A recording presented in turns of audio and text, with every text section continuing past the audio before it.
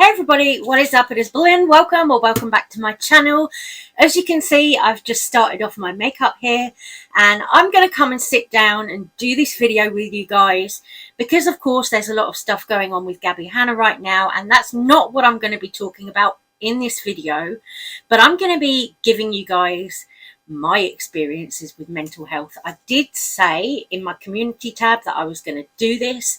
A lot of people I've seen making videos about Gabbie Hanna, and I'm really not happy with the way that they're talking about the situation. So I thought rather than come and talk about Gabbie, I can come and talk about my own experiences with mental health and why I think we shouldn't be talking about what Gabbie Hanna is actually going through right now, whether it might be that Gabbie is either trolling or whether she is actually going through some kind of mental health crisis. I'm here to do my makeup and talk about all of this and hopefully give people who aren't aware about certain mental health conditions, like mine in particular, which is borderline personality disorder. If you guys don't know, I'm hoping that I can maybe shed some light, maybe spread a little bit of awareness or give a little bit of education to people who are either dragging Gabbie Hanna online right now, or to people who are, you know, saying things about Gabbie Hanna's mental state. Hopefully this video might educate people a little bit, or even just spread a little bit of awareness. So that is what this video is for. I'm going to grab my palettes and continue doing my makeup while we get into it. Okay, so I pretty much almost finished this side of my face, but let's get into it. So I've been seeing a lot of people, well, a few drama channels and stuff, talking about Gabbie Hanna because of course she uploaded, I'm sure you've all seen by now, something like 200 TikToks, and you know, a lot of it was not making sense, talking about religion, kind of racist comments, transphobic comments. There was a lot that Gabbie was saying in these TikToks that she wouldn't normally say, you know, things that she wouldn't normally post publicly online, and she's been posting them. So of course you've got some drama channels making videos about this, speculating about Gabbie's mental health, saying, oh, she's in a manic episode. And I find that a lot of people are throwing that terminology around, oh, she's in a manic episode, without actually knowing any facts. You know, at the end of the day, drama channels, we're not doctors, we're not health professionals, nothing like that. You know, we simply talk about people on the internet and give our opinion. You know, we can't be sitting here diagnosing people with things. You know, I feel that's very intrusive, very exploitative, you know, all of that. And it might all come out that Gabbie Hanna is trolling in the end. But like I say, this isn't a video to bash Gabbie Hanna. This isn't about Gabbie Hanna's specific situation, but it is about mental health. And I'm going to talk you through like what's happened with my mental health. And, you know, as I said in the beginning, hopefully it can either be like a video that's kind of educational or shed some light on mental health, like also maybe takes away some of the stigma of having BPD, because I know there are a lot of people out there with it, but not everybody talks about, you know, what it's actually like having things like psychotic episodes, the medication, the therapy, you know, the actual treatment of BPD. I feel like to just make a YouTube video saying, oh, Gabbie Hanna needs help, Gabbie Hanna's going through a manic episode, I feel like that is exploitative. But not only exploitative, I feel like it's also putting a lot of misinformation out there. So let's talk about mental health, okay? Let's really talk about it. You know, as I said, I'm going to share all my own personal experiences because it might help somebody else.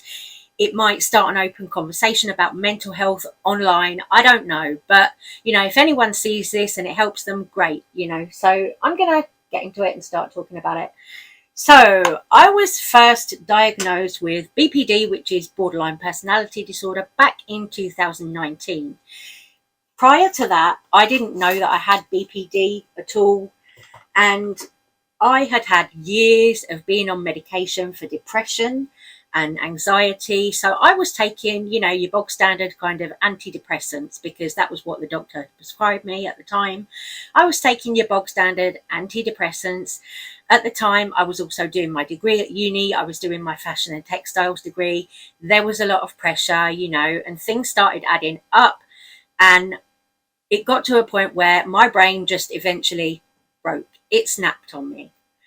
This was the beginning of me having a psychotic episode without me actually knowing it. During that time when I started to have a breakdown, of course, you know, nobody knew about it. Nobody understood. Nobody really looked for the change in me, not my family, not anyone else around me.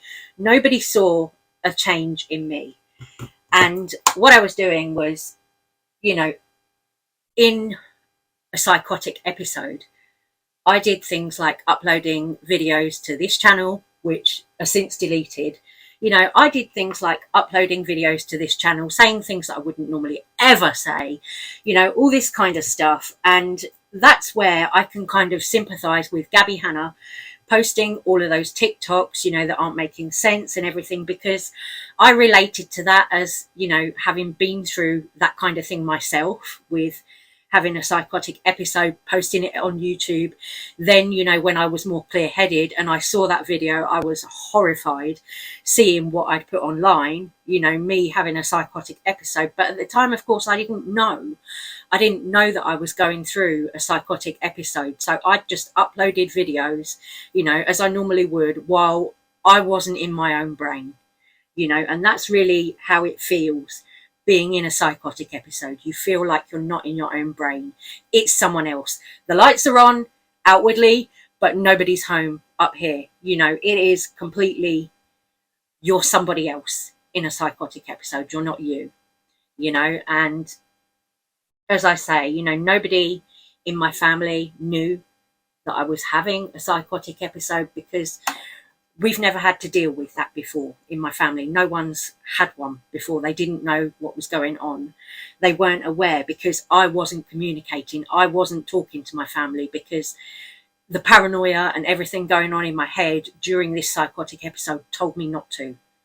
You know, it told me to keep everything quiet and, you know, do what I was doing, and it was all going to be fine. And that's why when I see Gabbie uploading these TikToks, I'm like, wow, you know, surely there should be somebody around her who knows her to help her, because, you know, anyone that she's collaborated with on YouTube, family members, friends, ex-partners, anyone, you know, you'd think Gabbie Hanna with 20 million followers online, somebody would at least see it, somebody that she's related to, a friend, an ex, whatever, somebody would at least see it and at least try to get in contact with Gabbie. Like yesterday, she had a stranger go into her home, and that is fucking dangerous. Anything could have happened. Gabbie could have been killed, you know, anything could have happened. And now, as it's left, Gabbie Hanna has said that, yeah, she was letting someone else into her home. It's terrifying, you know, really genuinely terrifying. But these are all the kind of behaviours that people going through a psychotic episode, a manic episode, whatever, would exhibit. You know, and like I say, I'm not here to diagnose Gabbie. I can speak about my experiences and the kind of things that I did when I was in a psychotic episode, you know. So seeing Gabbie, I've just been able to relate to what she's doing. That behaviour, I've been able to relate to it. Because as I said myself, I did things in a psychotic episode that I would never, ever normally do. For anybody unaware, borderline personality disorder, BPD, can cause a wide range of symptoms which can be broadly grouped into 4 main areas. These 4 areas are emotional instability, which is the psychological term for this is affective dysregulation, disturbed patterns of thinking or perception, cognitive distortion or perceptual distortions. Impulsive behaviour is another thing, and that's definitely something that I've dealt with a lot. And then you've got things like intense but unstable relationships with other people. Again, that is something else that I've dealt with an awful lot throughout my life. So for anyone who doesn't know, that is a basic outline of what borderline personality disorder is.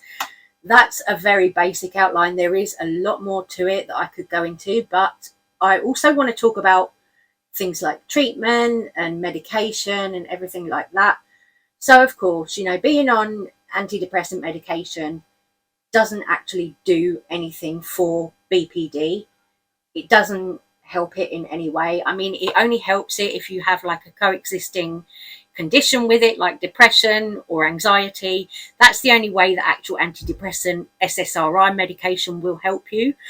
But of course, having BPD, you know, and going through psychotic episodes and everything, that medication wasn't the right medication. It wasn't helping me, you know, it wasn't doing the right things to my brain.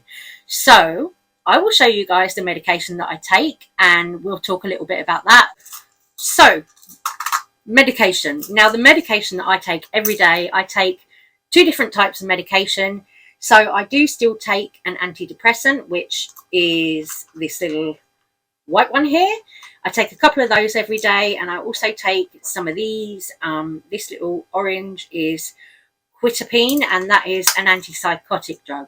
So antipsychotic drug, that is a class B antipsychotic drug that is used to stabilize my mood so that hopefully I don't have psychotic episodes. Now, BPD can be caused by a few different things. One of them is environmental factors in your life. Another one is trauma, like if you've had sexual trauma, for example, in your past. And another one is just brain chemistry or genetics. So there are a few factors that can contribute to a person having BPD. Now, when we talk about medication, of course, now it's not safe to just take medication that you don't know what it is. Of course, it's not, you know, so I'm going to go through the process of how I got diagnosed and then how I got on the antipsychotic medication and everything here. So let's get into it, guys. Oh my God, this is going to be a journey. So of course, as I said, I was doing my fashion and textiles degree. I was nearing the end of that. The pressure was building up. I had my breakdown and, you know, nobody really knew what was going on, as I said. But then when I got right towards the end of my degree, my mum actually started to notice a lot of changes in me, in my behaviour. And she was actually the one that said, I think we need to get you seen by somebody.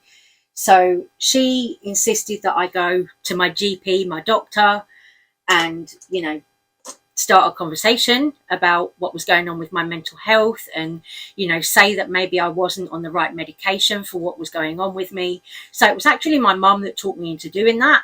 So I did go to the doctor, of course, had the conversation with him and everything, and he scheduled me in to go and see an actual psychologist rather than seeing a GP, because it was beyond what they could actually deal with at the doctor's surgery. They were like, no, you know, you have all the classic signs and symptoms of borderline personality disorder, so I'm going to refer you to go and see a psychologist. You know, I think you need to be assessed. So, you know, I waited, I think it was about a month, maybe 2 months at a push. And I went to the psychologist appointment, had a really in-depth assessment with a female psychologist there. She was really nice. You know, I was very, very scared, very nervous, you know, but I had an appointment with a psychologist. She went through like my whole entire life with me, basically. And, you know, then said, okay, we'll contact you with the results. So after the assessment, I was sent home, and then that's when they contacted me a few days later to say, yes, you know, you would really benefit from some help from us. So we're going to put you in the hands of the primary care team, and we're going to get you into some group DBT therapy. Now, DBT therapy, if you don't know, is called dialectical behavioral therapy. That is the most common type of therapy which is given to people with BPD. So having been diagnosed in the summer with BPD, I actually wasn't seen until the winter, because there was like a 6-month waiting list for the DBT therapy. And the type of DBT therapy that I received was a group therapy. Now, there are other ways that you can get DBT therapy, you know, depending on how bad your condition is. You know, sometimes they will decide to have you on an inpatient program where you actually go and stay somewhere, or like a therapeutic living community, again, where you go and live in a house with other people who are also receiving the same treatment as you.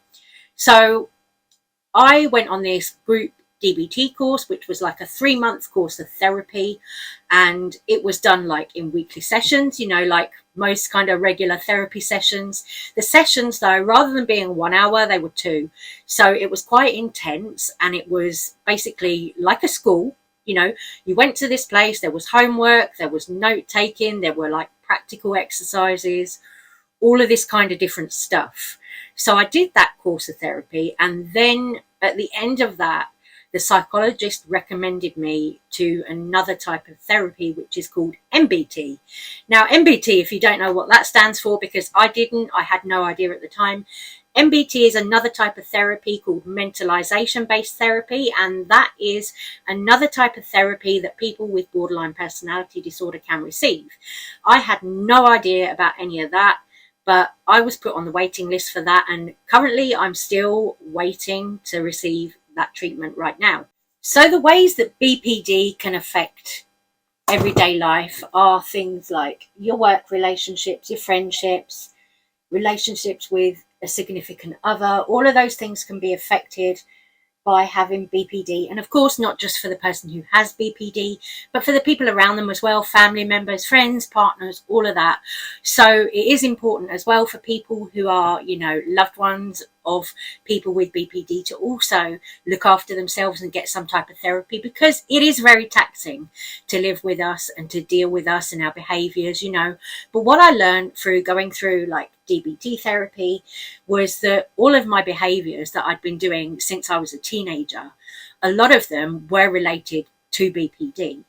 A lot of them were things that I'd learned or taught myself to cope with what was going on in my head. You know, same as if you go to CBT, you know, cognitive behavioral therapy for depression and stuff like that. You know, you learn about your coping methods, what you've learned to do to kind of shield yourself from all the negativity and everything, and, you know, ways that you've learned to cope going about your day-to-day life, all of that stuff. You know, I learned that things like my addiction was kind of a byproduct of having BPD, because using the drugs, you know, to get away from my head, and also things like overspending, spending too much money when you shouldn't, you know, that was like an impulse thing that was to do with my BPD. And also another thing was the fact that I would do things like have impulsive sex, you know. And I'm not saying there's anything wrong with having impulsive sex if that's what you like, if that's what you're into. But in my case, it was a lot to do with my BPD, my self-worth, because I didn't have the coping skills, the methods to actually deal with all the shit that was going on in my head. Okay, so this is the finished look. You can see I've gone for this half kind of devilish monster, of course, and then like one kind of normal, pretty side, because, you know, this is how it feels going through a psychotic episode to me. You know, like this beast, this monster that I don't have control over takes over my mind.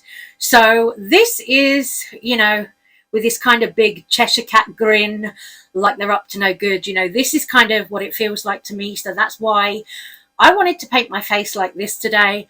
And just to say, like, the whole reason that I wanted to make this video is because didn't we learn anything from Britney Spears and what happened with Britney? You know, when Britney had that big breakdown in 2007 and the media ridiculed her, they absolutely ridiculed her. And now people have been doing the same to Gabbie Hanna. Okay, some of the drama channels that I've been seeing speaking on this recently are trying to be respectful when they're making videos, but they're still throwing around the term manic episode, when you don't really know if what Gabbie Hanna is experiencing is a manic episode, if it's a psychotic break, if it's just trolling or something else to do with mental health. Nobody knows the facts, and I don't think it's okay for people online to just speculate. You know, we're here having a conversation about this now, about mental health, you know, about BPD in particular, only because that is what I have and that is what I live with. So that's what I know. You know, I know how having BPD has affected my work relationships, my family relationships, and also, you know, me kind of self-destructing myself, talking about addiction and stuff like that. You know, I know what impact BPD has had on my life. And that is why I don't enjoy other people ridiculing women who have mental health disorders. You know, yes, you know, in the past I've said things about Trisha Paytas because Trisha Paytas has trolled. She's trolled the DID community. She's said that she's schizophrenic and then taken it back. You know, so Trisha Paytas, I believe, has been trolling about mental health a lot. In the case of Gabbie Hanna, I don't know whether this latest episode over the last few days is trolling or whether it is serious. You know, what I will say is it's very scary to get to the point where you're letting a stranger into your home and all of that stuff. You're posting 300 TikToks about the situation in the space of 24 hours. That to me is very scary behavior. I do hope that Gabbie can get help if she's genuinely going through something. She did say that she'd had a wellness check from the police and that they'd said, oh, there was nothing to worry about. She held up a card as well in one of her TikToks saying, yeah, look here, they gave me this card. So I don't know if Gabbie's situation is genuine or if it is trolling, but I don't want to sit here and speculate about her particular situation. I hope that me sharing some of my story with you at least helps to kind of destigmatize BPD a little bit, because I know that people hear BPD, borderline personality disorder, and immediately get afraid. They immediately go, oh my God, that person's dangerous. And that's really not the case for all of us. We're not dangerous people. You know, as long as we're getting the right help, the right therapy, and the right medication, we can live a normal life just like everybody else. We do struggle with, you know, thoughts of unaliving ourselves and depression and everything as well. But as long as we're, you know, taking our medication, keeping up with therapy, all of that stuff, doing our workbooks, as long as we're doing all of that, we can be functional human beings just like anybody else. Anyway, guys, I'm going to stop this video right here. I'm going to say take care, stay safe, stay well. I hope you found this video interesting or it told you something you didn't know or whatever. So let me know and I will see you guys on the next one. Love you guys. Thank you so much for watching. Bye.